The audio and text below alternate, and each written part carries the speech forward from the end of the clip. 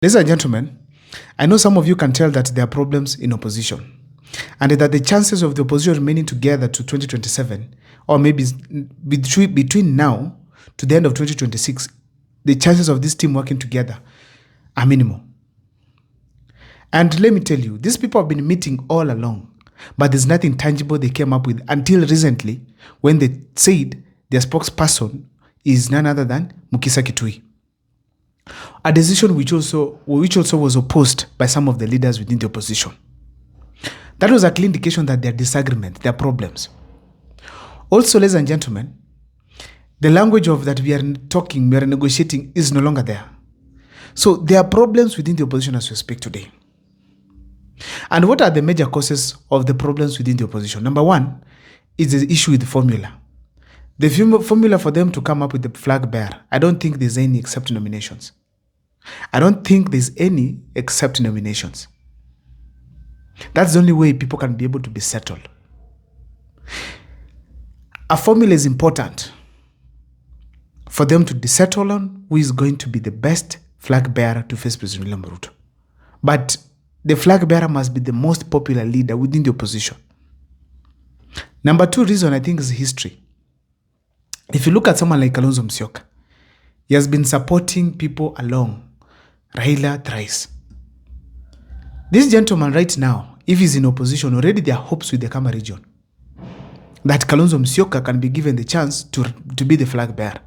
So in a scenario where Kalonzo Musyoka has been told, no, you stay aside, support Gachagua or support Mukisa Kitui or even support Martha Karua, support Matiang'i, what explanation is there to the people of the Kamba region who have been hoping that Kalonzo Musyoka will run now and then now again he's put aside?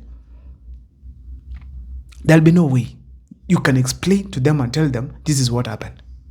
Because of the history of Kalonzo Musyoka, always expecting to run. Ladies and gentlemen, tribe is a big issue as well. If today Kalonzo Musyoka is elected, as I said in another video, the Kisi people will start like, why not Matiang'i? If Gachagua is elected, others from other parties will be like, why not us? So how are you going to explain to these tribes that your gentleman does not have money, or is not capable, or he does not have popularity, or the formula has not worked in his favor? How are you going to explain to them? And if that happens, William Ruto will get majority votes. Where the tribal thinking comes in, people will be like, if not our person, then 2-term. And it is actually going around. I saw it on the comment section, people talking about that. Someone actually said, if it's not Kalonzo, 2-term. So that is what people are having in mind. So ladies and gentlemen, according to me, when these people divide, it is to their advantage. If they divide right now, it's to their advantage. The only thing they have to do, even if they divide, they don't join Ruto. They remain consistent in the opposition, but remain friendly opposition leaders. In that even if they're campaigning for presidency, they don't hit each other. They face the target, President William Ruto. Ladies and gentlemen, as we speak today, the benefits I mean are this. In a scenario where they have decided we are going separate ways, those who are serious with the presidency will start campaigning. They will get to organize themselves. They will start sourcing for support funds across the country and across the world. They'll put themselves in a position where they can be able to look like their presidential materials. So in a nutshell, they will grow. They will not hide under someone's wings. No, they'll be now free to brand themselves. Wakishindwa, wajiunge na mwingine mwenye wanataka. As simple as that. So therefore, it's a good chance for each one of them to grow. For those who feel like they have the opportunity to showcase their ability. Number two is to confuse Ruto. If Matiang'i decides he's going to run, Gachagua here has already decided. Kalonzo comes out as well. Martha Karua as well. Who is Ruto going to attack? It will be easier now to deal with William Ruto. Mwingine ashike kichwa, mwingine miguu, mwingine ashike mapua, mwingine mdomo. Wamalizane na yeye. So that's a good way to confuse President William Ruto. Another thing, ladies and gentlemen, when they persist in that they remain in opposition, but they are all going to vie, there's something that will happen. In case, they don't reach some point and again come together again, but they remain that they are going to go to the ballot, this is what will happen. We have to agree there will be no 50+1 winner. As I said, my viewers, if they persist in opposition, none of them joins President William Ruto, they remain that they are not also not going to merge anywhere until to the ballot, then there's something that will happen here. First, it shall have solved the tribal issue, in that at the ballot, Kenyans will come and vote for the best leader they think can lead them well. And in the opposition, we will have the best. So the cases will not be like Matiang'i wetu hajachaguliwa. The Kambas will not be like Kalonzo wetu hajachaguliwa. And the Kikuyu will be like Asha wetu hajaachwa. So the fact is that every community will be satisfied that our leader, capacity yake imefika hapa. He cannot be better than this and that. So at that point, everyone, even if now the opposition decides that let's remain with one person now and support him, they'll support definitely number one, number two. But from their team, they'll support the best one, the one who shall have beaten all of them.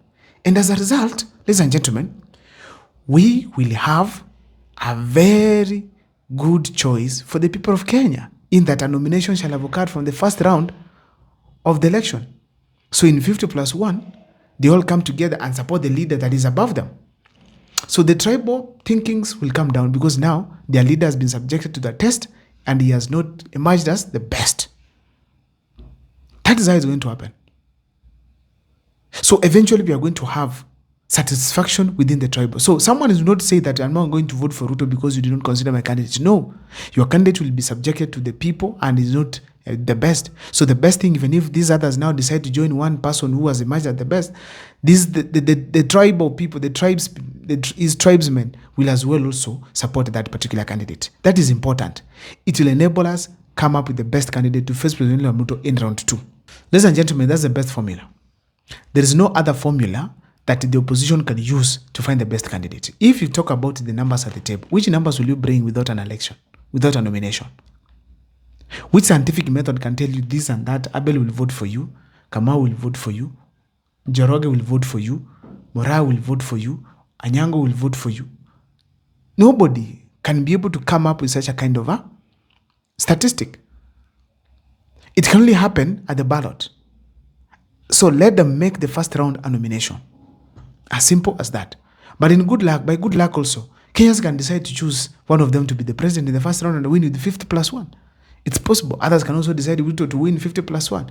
But let first someone be subjected to the nomination, which is the first round of the elections in 2027. However, there are dangers of these people parting ways. Number one, if some of them join William Ruto, then William Ruto's chances zitaongezeka. Secondly, if they disintegrate and then they don't hold a proper campaign, they lack money as that, William Ruto will outshine them, and probably money might have a say, and eventually William Ruto get 50+1. And let me tell you, William Ruto is preparing for a united opposition, not a disintegrated one, a united opposition in the first round. I don't know what is your take, but in the comment section, feel free to share with me on what you think as far as William Ruto's ambitions and the opposition state is concerned. See you next time for more videos. Please, thank you so much for the support. I really appreciate for those who've been coming through for me. And most importantly, ladies and gentlemen, for those who've been commenting and also supporting my channel through my M-Pesa number. See you next time for more videos. Thank you so much for watching.